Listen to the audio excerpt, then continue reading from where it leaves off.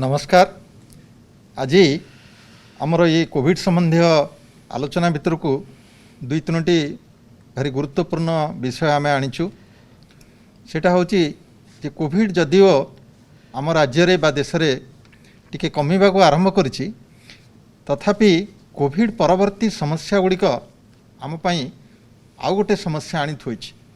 सेगुड़िक केमिति आमे मुकाबिला करिबा आउ सेथिरे कौन कौन आमर भूमिका रही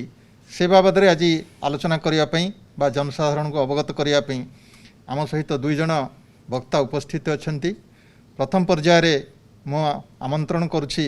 आपणकर चिरपरिचित प्रोफेसर जयंत कुमार पंडा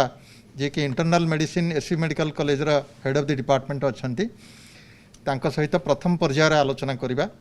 द्वितीय पर्यायर आमर भुवनेश्वर सम कोविड हॉस्पिटल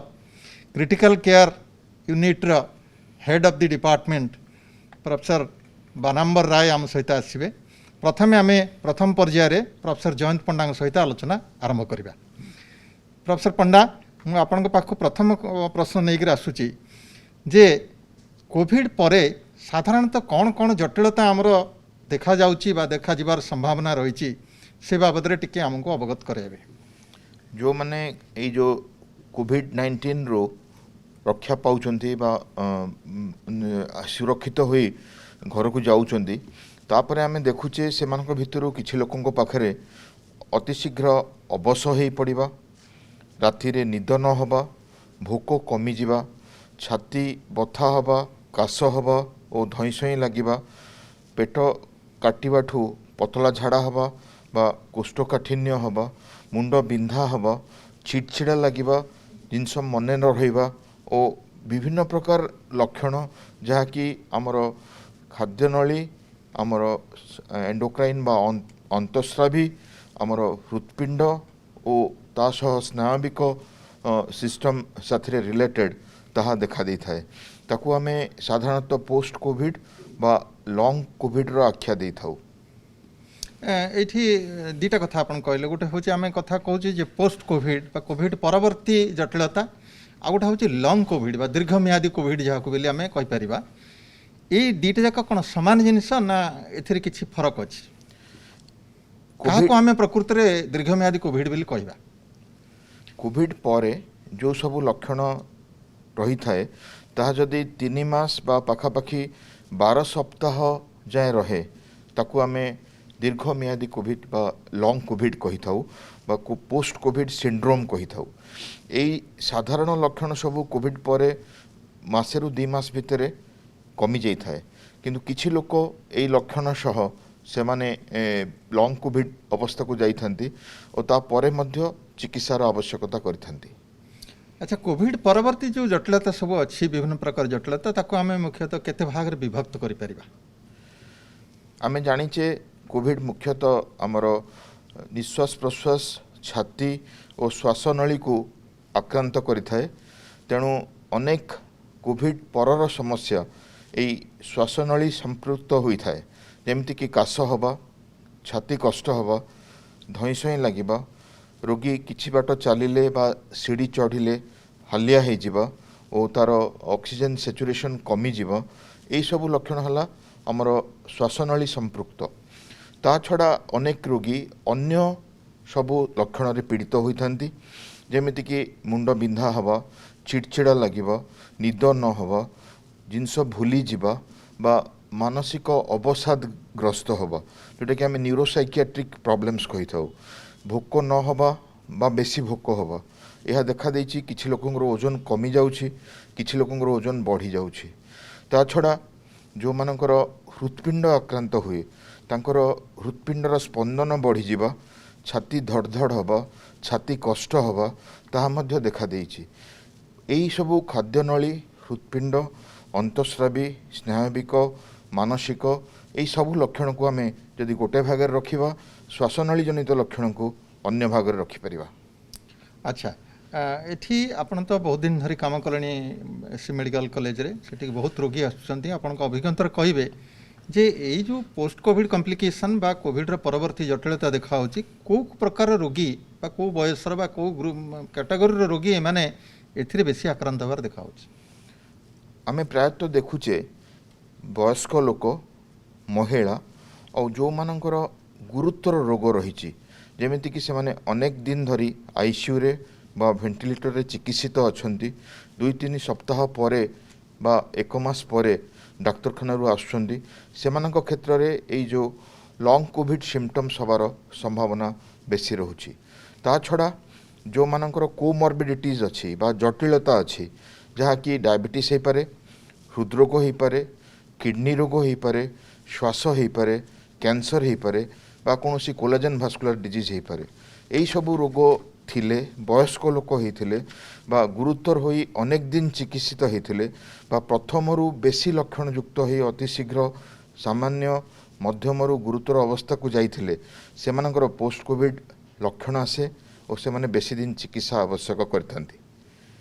अच्छा कि देखा होची एमती वर्तमान जे किछि लोक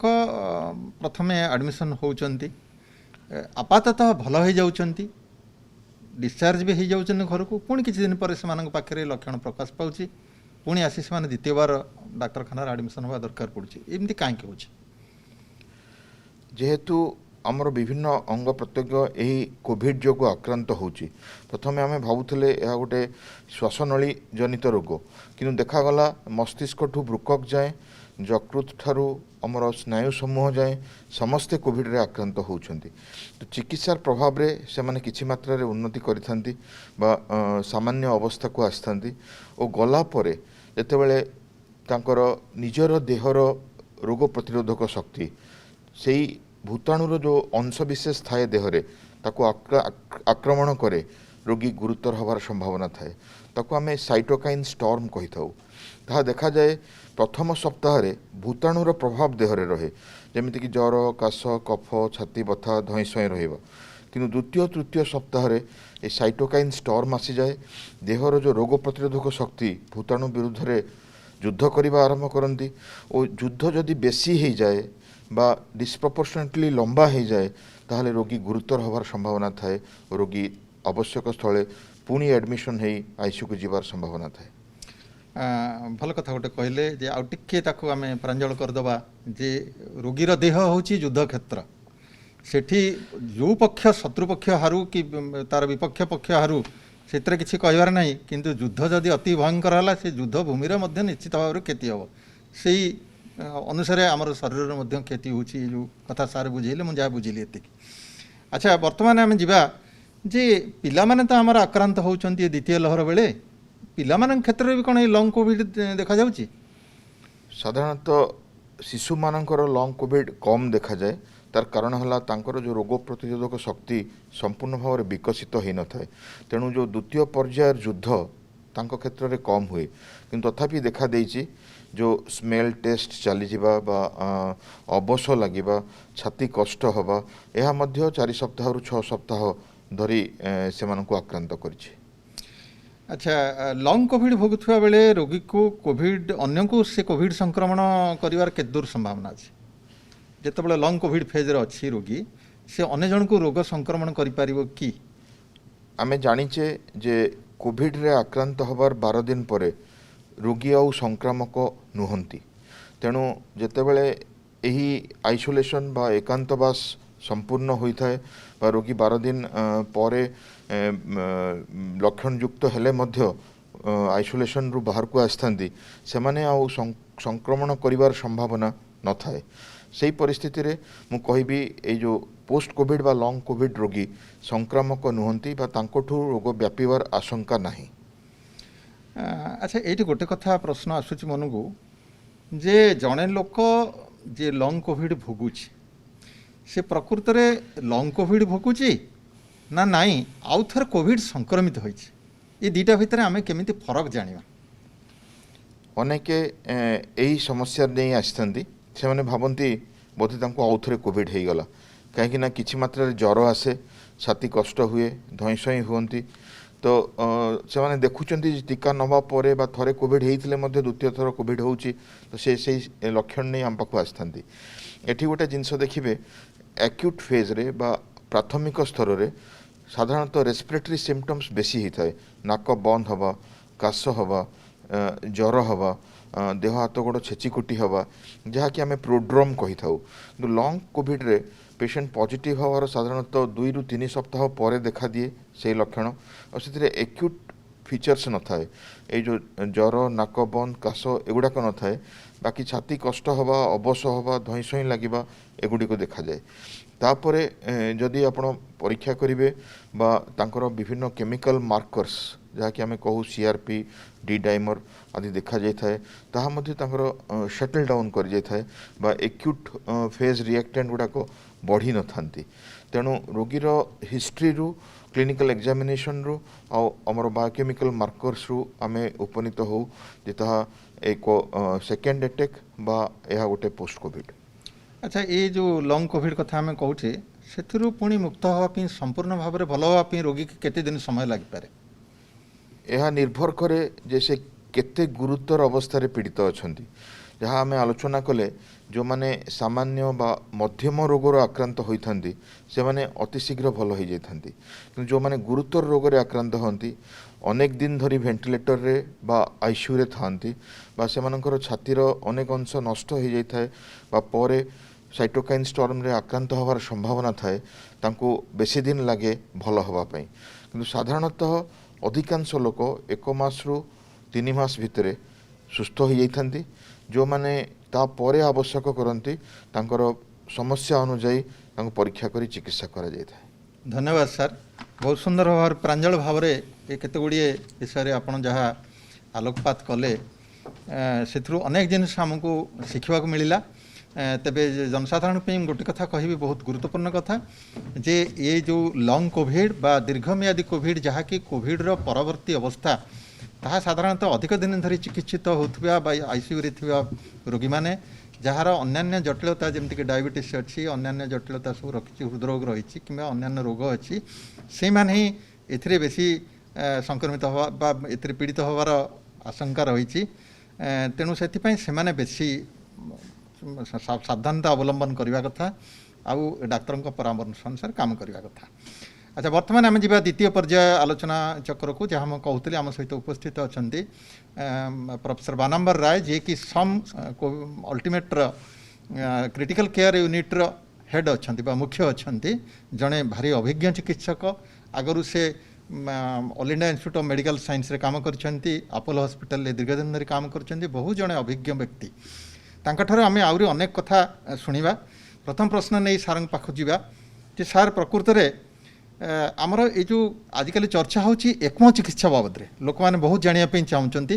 अनेक रोगी को आम राज्य बाहर को निया जाउची एयर एम्बुलेंस रे एक्मो चिकित्सा पई ये एक्मो चिकित्सा प्रकृत में सार कौन ए विषय टिके साधारण जनता को आम जनइबा। एक्मोर आपण जदि ताकू एक्सपैंड करिवे ता होची एक्स्ट्रा कॉर्पोरियल मेम्ब्रेन ऑक्सीजनेशन ता अर्थ आम बॉडी बाहरे आमे गोटे जंत्र साहाय्य ब्लड रो जो दूषितता थाए ताकू आमे परिष्कार करू जोटा लंग्स जो कामटा करे सेटा एक्मो मेसिन रे आमे कराऊ एवं परिष्कार करी सेई रक्त को पुणी आमे बॉडी भितरे दऊ सेटा हला एक्मो जेते दिन पर्यंत लंग्स खराब थाए सेते दिन पर्यंत एक्मो मेसिन रे चिकित्सा करा जाई एक्मोरे लंग्स रक्त को परिष्कार करा जाई आमे बॉडी रे चारिआडे खेलाऊ एटा हला एक्मो। अच्छा एक्मो आउ गोटे अच्छी वेंटिलेटर कथा आम जो चर्चा करूँ ये दुईटा भितर फरक प्रकृति कौन देखंतु वेंटिलेटर हला जार निश्वास रे असुविधा अच्छी आमे सांगे सांगे तांकू वेंटिलेटर रे रखू एवं वेंटिलेटर जहाँ भी करे सबू लंग्स थ्रू रे करे फुसफुस थ्रू रे जरिया रे करे फुसफुस रो किछिटा अंश जदि खराब थाए वेंटिलेटर सेटा को ठीक कराए एवं वेंटिलेटर फुसफुस रो फंक्शन टाकू नहीं जाए निजे किंतु जेतेबेले फुसफुस बहुत खराब हो जाए बिल्कुल काम करि पारे नाही किंबा अति कम मात्रा रे काम करे सेतेबेले आमे लंग्स रो फंक्शन टाकू नहीं जाऊ एक्मो जरिया रे एक्मो ताकू बाहरे बॉडी रो बाहरे सेटा को ठीक करे एवं लंग्स टाकू आमे डिफंक्ट अवस्था रे देखू किंतु किछि परिमाण रे लंग्स भी काम करू थाए ता माने सर एथिरे जेतेबेले एक्मो मेसिन रे पेशेंट थाए रोगीटी एक्मो चिकित्सा थाए से समय तार निजर लंग्स बा फुसफुस जे से संपूर्ण अकामी होता है ना नहीं संपूर्ण अकामी केबे हेई न थाए किछि पोर्शन लंग्सर काम करू थाए एवं जेतिकी पोर्शन काम करू थाए ताकू आमे जीवित अवस्था रे रखू सेइथिपाई वेंटिलेटर भी लागी थाए एवं लंग्स को मध्य सर्कुलेशन थाए एवं देयरफॉर लंग्स केबे हेले अकामी कंप्लीटली हुए नाही जदि अकामी कंप्लीटली हुए ताल तमे लंग्स को काढ़ी करी आमे ताकू ट्रांसप्लांट करू। अच्छा यही आमर कोविड चिकित्सा आसला आवश्यक है पर ही आम एकम कथा चर्चा करुँ शुणा पाऊँ। अच्छा ये कोविड व्यतीत अन्य कौन रोग यार उपादेयता अच्छी कि व्यवहार हुई कि एकम मशीन बहुत वर्ष तले आमे एकमर प्रचलन करथिले जेतबेले आपनकर मन थिबो किछि वर्ष तले हमर H1N1 हेइथिला स्वाइन फ्लू एवं से समय बहुत पेशेंट्स आसीथिले से समय मध्य आमे एकम विषय चर्चा करथिले एवं अलगा रोग रे जोठी निमोनिया काहाकू हेइची काहाकू आमे ता कहू एक्यूट रेस्पिरेटरी डिस्ट्रेस सिंड्रोम हेइची लंग्स फाइब्रोसिस हेइची काहाकू इंटरस्टिशियल लंग डिजीज जोटा आमे कहू ताकू हेइची कि ताकू आमे लंग ट्रांसप्लांट करू जेतेबेले ताकू ट्रांसप्लांट करिबा पूर्वरु मध्य आमे तांकू एकमरे मास मास धरी रखीचे तेणु एकम कोविड समय रे तार टिके प्रचलन बेसी हेइची किंतु कोविड पूर्वरु मध्य एकमर प्रचलन थिला। अच्छा केते दिन धरिक आमे एकम चिकित्सा रे गोटे रोगी को रखी परिबा देखंतु आमे कोविड समय रे आमे देखिचे 2 मास परे मध्य एकम जरिया रे पेशेंट माने ठीक हेकरी नॉर्मल एक्टिविटी की चली आछंती किंतु कौनसी क्षेत्र रे जोठी आमे देखू लंग्स पूरा कंप्लीटली हार्ड हो जाइए सॉलिडिफाई करी जाइए सेथरे लंग्स को ट्रांसप्लांट करने को पड़े ट्रांसप्लांट लंग मिलिला पर्यंत आमे एकमरे रखी पारिबा पेशेंट को मास मास धरी तेणु एकमर प्रचलन असल में आमे 7-8 दिन जदि भल हो गले बहुत भल कथा नहले आमे मास मास धरी भी रखी पारिबा। एकम चिकित्सा रहिले सर जो जिते सीरीयस पेशेंट को आम पठाऊँ एकम चिकित्सा से कौन समस्त 100% भल हो पारे देखु एकमटा गोटे जिनस आमर जानिबा उचित एकमो इज नॉट ए ट्रीटमेंट एकमटा गोटे माने ट्रीटमेंट भलिया आमे ताकू देखिबा उचित नुह एकमो होची गोटे सपोर्ट आमे कन्वेंशनल मैनेजमेंट रे वेंटिलेटर रे रखुचे जो माने वेंटिलेटर रे जानती से माने 10 जन जदि जानती आमे जानिचे कोविड समय रे 2 जन बंचिक्री आसंती एकमो जदि लगेइले हुए तो 4 जन बंची जाई पारंती किंतु एकमो एमती लगे देले जे समस्ते बंची जिवे सेटा भी आमर बुझिबा कथा नुहे एकमरे टिके एडवांटेज हमको सुविधा अच्छी निश्चय किंतु कंप्लीटली भल हो जावा ए कथा नुहे तामाने जहाँ आम जाना जे शतकड़ा प्राय 40 भाग रोगी एथिरे भल हबार संभावना थाए 40 जन भल हबार संभावना अछि यस। अच्छा ए प्रकार चिकित्सा किसी पार्श्व प्रतिक्रिया अछि ना नहीं निश्चित अच्छी कहीं एकमरे जितेबाला आम लगू आमे 2टा सबुठू बहुत बड़ कॉम्प्लिकेशन हो पार सेटा होची गोटे आपणकर ब्लीडिंग हो पार कहीं एकमो जितेबाला पेशेंट रहे ब्लडटा बाहर को जाए तेणु जो ट्यूब रे जाए से क्लट कर जिबार चांस अच्छी तापाई आमको रक्त जमाट बांधी न बांधापी औषध दि जाए और से औषध जो बॉडी भितर ब्लीडिंग हो पार जदि ब्रेन रे ब्लीडिंग हैला ताहले ब्रेन आपणकर कंप्लीटली डेड हो जाई पारिबो आमे देखिचे जहाँ को आमे पठेइचे बाहर को केते जण सेमानकर एकमरे से माने भल थिले किंतु हठात तांकर ब्लीडिंग एकरी से माने आउ बंचिक्री आसी पारि नाहंती तेणु एकमर एटा होची गोटे बहुत बड़ कॉम्प्लिकेशन एवं द्वितीय कॉम्प्लिकेशन हैला इन्फेक्शन जेतेबेले गोटे फॉरेन बॉडी भितर रहिला तार इट इनवाइट्स बैक्टीरिया माने बैक्टीरियल जो जीवाणु इन्वेजन हब बॉडी भितर इन्फेक्शन हो पार इन्फेक्शन हेले भी एटा गोटे बहुत बड़ कॉम्प्लिकेशन। अच्छा बर्तमान आउ गोटे कथा आम शुणुचु जोटा गोटे साधारण टर्म आम यूज करुचु ताको कहा होची हैप्पी हाइपोक्सिया अर्थात ऑक्सीजन कमी जाउची किंतु लोक खुशी अच्छी ये कौन गोटे एमती शब्द कौन शुणा मिलूँ तार प्रकृत अर्थ कौन देखंतु यही शब्दटा केवल कोविड समय रे ही प्रचलित अच्छी आगुरु ए शब्द नथिला मेडिकल साइंस रे हैप्पी हाइपोक्सिया 2टी शब्द ହାପି ମାନେ ଖୁସି, ହାଇପୋକ୍ସିଆ ମାନେ ଅକ୍ସିଜେନର ଅଭାବ। ଆପଣଙ୍କର ନର୍ମାଲି ଯେତେବେଳେ ଅକ୍ସିଜେନର ଅଭାବ ଥାଏ ସେତେବେଳେ ମଣିଷ ଛଟପଟ ହୁଏ, ନିଶ୍ୱାସରେ ବହୁତ ଅସୁବିଧା ହୁଏ ଏବଂ ବହୁତ କଷ୍ଟ ପାଏ। କିନ୍ତୁ କୋଭିଡ଼ ଏମିତି ଗୋଟେ ରୋଗ ଯେଉଁଥିରେ କି ଆପଣଙ୍କର ହାଇପୋକ୍ସିଆ ହୁଏ ଏବଂ ବହୁତ ଜୋରଦାର ହାଇପୋକ୍ସିଆ ହୁଏ। ହାଇପୋକ୍ସିଆ ହେଲେ ମଧ୍ୟ ମଣିଷ ନର୍ମାଲ କଥାବାର୍ତ୍ତା କରୁଥିବ, ମଣିଷକୁ ନିଶ୍ୱାସ ନେବାରେ କିଛି ଅସୁବିଧା ହୋଇନଥିବ। ଆମେ ଡାକ୍ତର ହିସାବରେ ପଚାରୁ ନିଶ୍ୱାସରେ କିଛି ଅସୁବିଧା ଅଛି, ରୋଗୀ କହିବେ ନାଇଁ ଆମର କିଛି ଅସୁବିଧା ନାହିଁ। ଏଇଟା ହାପି ତ ନୁହେଁ, କିନ୍ତୁ ଅସୁବିଧା ନଥିବାଟାକୁ ଏଟାକୁ ମିସନୋମର କରିକି କୁହାଯାଇଥାଏ ହାପି ହାଇପୋକ୍ସିଆ। ଏଇଟା ଗୋଟେ ବହୁତ ସାଂଘାତିକ ଜିନିଷ, କାରଣ ଯାହାକୁ କଷ୍ଟ ହୁଏ ଆମେ ଜାଣିଦେଉ ଯେ ତାକୁ ଅକ୍ସିଜେନ୍ କମ୍ ଅଛି। ଯାହାକୁ କଷ୍ଟ ନ ହୁଏ ତାର ଅକ୍ସିଜେନ୍ ଯେତେ କମ୍ ହେଲେ ମଧ୍ୟ ବହୁତ ସାଂଘାତିକ ଅବସ୍ଥାକୁ ସିଏ ଚାଲିଯାଏ, କିଛି ସିମ୍ପଟମ୍ସ ତାଙ୍କର ନଥାଏ। ତେଣୁ ଯଦି ଆପଣଙ୍କ ପାଖରେ ଅକ୍ସିମିଟର ନଥିବ ଆପଣ ଜାଣିପାରିବେନି ଯେ ରୋଗୀ ବହୁତ ସାଂଘାତିକ ଅବସ୍ଥାକୁ ଚାଲିଗଲାଣି। ତେଣୁ ହାପି ହାଇପୋକ୍ସିଆ ଗୋଟେ ଟର୍ମ ତାକୁ କଏନ୍ କରାହେଇଛି ଆମ କୋଭିଡ଼ ପାଇଁ। ଅନ୍ୟ କୌଣସି ରୋଗରେ ଏଇ ଅବସ୍ଥା ନଥାଏ। ସବୁଥିରେ ହାଇପୋକ୍ସିଆ ହେଲାବେଳେ ମଣିଷକୁ ବହୁତ କଷ୍ଟ ହୁଏ ଏବଂ ଆମେ ଜାଣିପକାଉ ଯେ ତାଙ୍କୁ ହାଇପୋକ୍ସିଆ ହେଇଛି। ତାମାନେ এই কোভিড রোগীମାନଙ୍କ କ୍ଷେତ୍ରରେ ସେମାନେ ବାରମ୍ବାର ନିଜର ଅକ୍ସିଜେନ୍ ଲେଭେଲ୍ ବା ଅକ୍ସିଜେନ୍ ସାଚୁରେସନ୍ ମାପିବା ଉଚିତ